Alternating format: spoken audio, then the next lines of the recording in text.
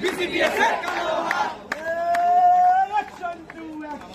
Direct action! প্রহসনমূলক প্রজ্ঞাপনের বিরুদ্ধে সারা বাংলাদেশের সম্মিলিত ইন্টার্ন চিকিৎসক ঐক্য পরিষদের পক্ষ থেকে আমাদের শেরেবাংলা মেডিকেল কলেজ ইন্টার্ন চিকিৎসকরা আমরা একাত্মতা পোষণ করেছি এবং আমাদের অনির্দিষ্টকালের জন্য কর্মবিরতি আমরা ঘোষণা করেছি 6 দফা দাবির পরিপ্রেক্ষিতে।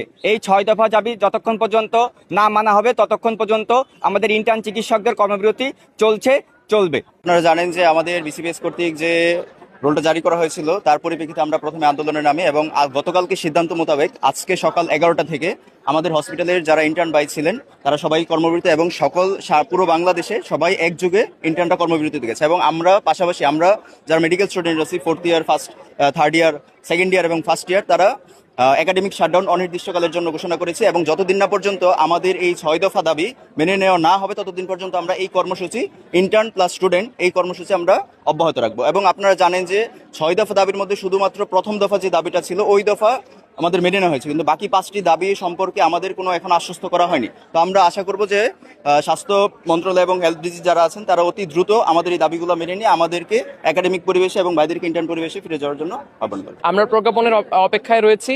সাথে সাথে আরেকটি আমাদের যে ক্রুশাল একটি দাবি রয়েছে সেটি হলো যে আমাদের যে এফসিপিএস যারা ট্রেইনি থাকে তাদের বেতন, আমরা যদি পোস্ট গ্রাজুয়েট যাদের বেতন সেটা আমরা অন্য দেশে দেখি প্রতিবেশী রাষ্ট্রে 80 থেকে 90 হাজার টাকা এরকম ওঠানামা হয়তো করে ইনফ্লেশন বা অন্যান্য হিসাবে, কিন্তু আমাদের দেশের যে বেতন সেটা হলো 35,000 টাকা। সেটা আমাদের জন্য খুবই অপ্রতুল এবং খুব কষ্ট হয়ে যায় ডাক্তারদের খেয়ে পরে বাঁচতে। তো সেটার জন্য আমরা যৌক্তিক দাবিতে নেমেছি। প্রথম দাবি হচ্ছে স্বাস্থ্য মন্ত্রণালয় কর্তৃক এফসিপিএস পার্ট 1 উত্তীর্ণ বেসরকারি প্রশিক্ষণার্থীদের পদায়নের নীতিমালা সংক্রান্ত কমিটির প্রস্তাবনা বাতিল করতে হবে। 2 নম্বর হচ্ছে স্বাস্থ্যকর্মীদের নিরাপত্তা আইন প্রণয়ন করতে হবে। 3 নম্বর হচ্ছে নতুন পে স্কেলের সঙ্গে সামঞ্জস্য রেখে ইন্টার্নদের চিকিৎসকদের বেতন ন্যূনতম 30,000 টাকা এবং ট্রেনি চিকিৎসকদের বেতন নবম গ্রেডের সমপর্যায়ে নির্ধারণ করতে হবে। 4 নম্বর হচ্ছে বিএমইউ বিসিপিএস এর এক্সাম ফি কমিয়ে 1,000 টাকার মধ্যে করতে হবে।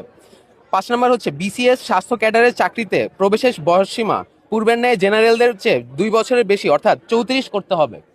আর সর্বশেষ হচ্ছে বেসরকারি প্রতিষ্ঠানে কর্মরত চিকিৎসকদের জন্য সুস্পষ্ট বেতন কাঠামো প্রণয়ন করতে হবে।